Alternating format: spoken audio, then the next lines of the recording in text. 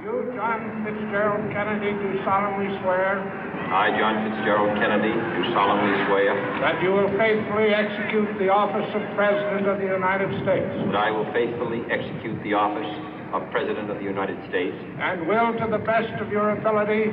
And will, to the best of my ability. Preserve, protect, and defend the Constitution of the United States. Preserve, protect, and defend the Constitution of the United States. So help you God. So help me God.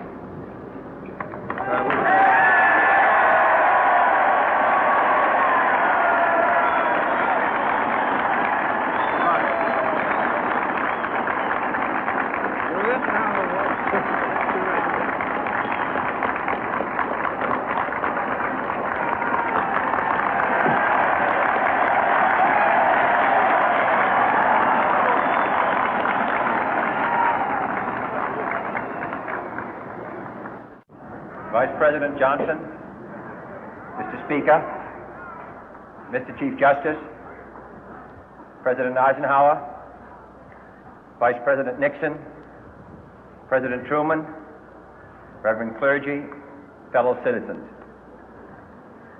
We observe today not a victory of party, but a celebration of freedom, symbolizing an end as well as a beginning, signifying renewal as well as change.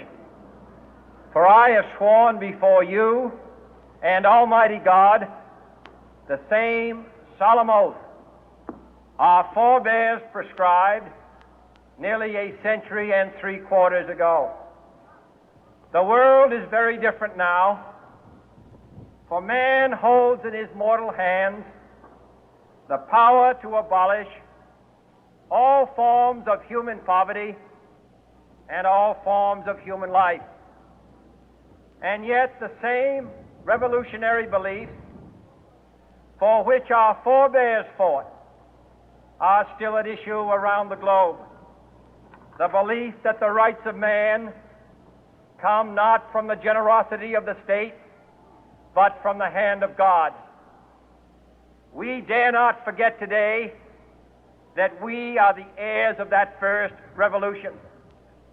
Let the word go forth from this time and place to friend and foe alike that the torch has been passed to a new generation of Americans born in this century, tempered by war, disciplined by a hard and bitter peace, proud of our ancient heritage, and unwilling to witness or permit the slow undoing of those human rights to which this nation has always been committed and to which we are committed today at home and around the world.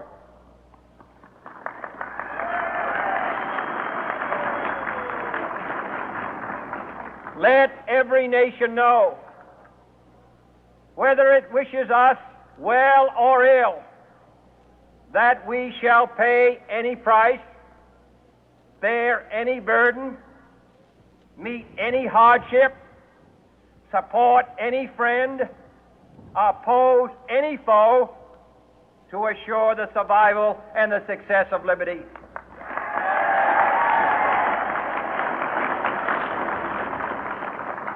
This much we pledge and more. To those old allies whose cultural and spiritual origins we share, we pledge the loyalty of faithful friends. United, there is little we cannot do in a host of cooperative ventures. Divided, there is little we can do, for we dare not meet a powerful challenge at odds and split asunder. To those new states whom we welcome to the ranks of the free, we pledge our word that one form of colonial control shall not have passed away, merely to be replaced by a far more iron tyranny. We shall not always expect to find them supporting our view, but we shall always hope to find them strongly supporting their own freedom, and to remember that in the past, those who foolishly sought power by riding the back of the tiger ended up inside.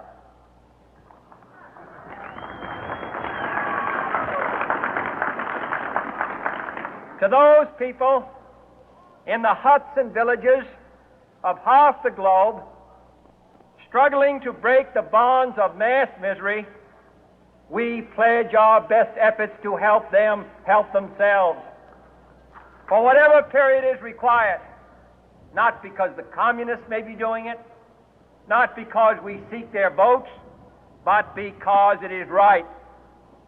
If a free society cannot help the many who are poor, it cannot save the few who are rich.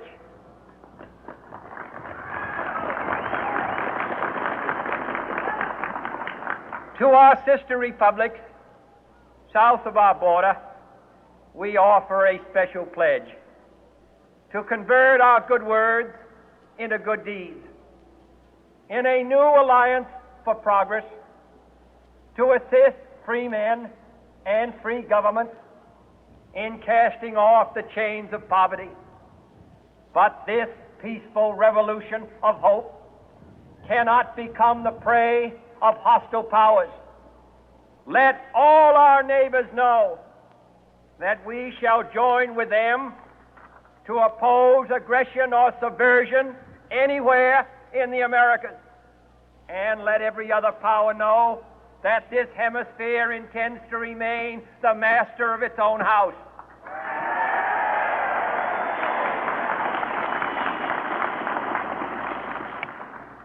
To that World Assembly of Sovereign States, the United Nations, our last best hope, in an age where the instruments of war have far outpaced the instruments of peace, we renew our pledge of support to prevent it from becoming merely a forum for invective, to strengthen its shield of the new and the weak, and to enlarge the area in which its writ may run.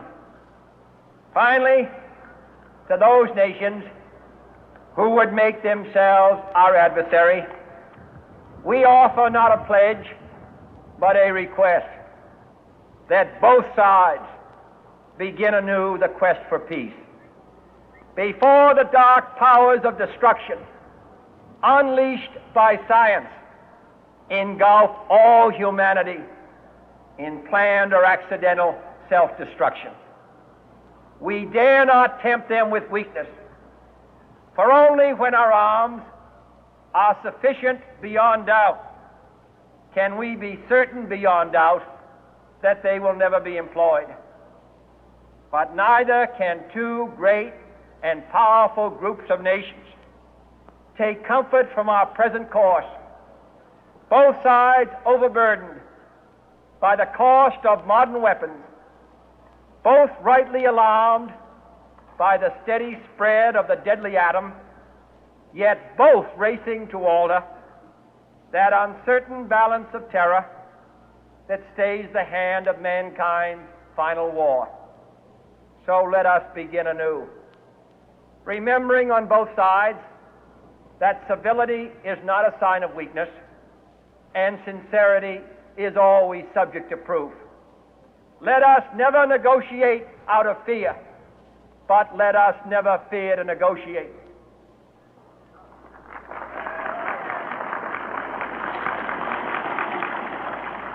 Let both sides explore what problems unite us, instead of belaboring those problems which divide us.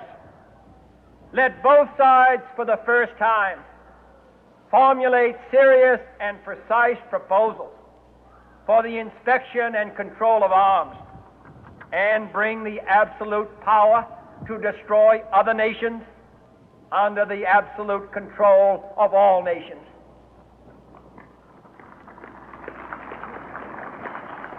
Let both sides seek to invoke the wonders of science instead of its terrors. Together, let us explore the stars, conquer the deserts, eradicate disease, tap the ocean depth, and encourage the arts and commerce. Let both sides unite to heed in all corners of the earth the command of Isaiah to undo the heavy burden and let the oppressed go free. And if a beachhead of cooperation may push back the jungle of suspicion, let both sides join in creating a new endeavor, not a new balance of power, but a new world of law, where the strong are just and the weak secure and the peace preserved. All this will not be finished in the first 100 days, nor will it be finished in the first 1,000 days, nor in the life of this administration, nor even perhaps in our lifetime on this planet. But let us begin.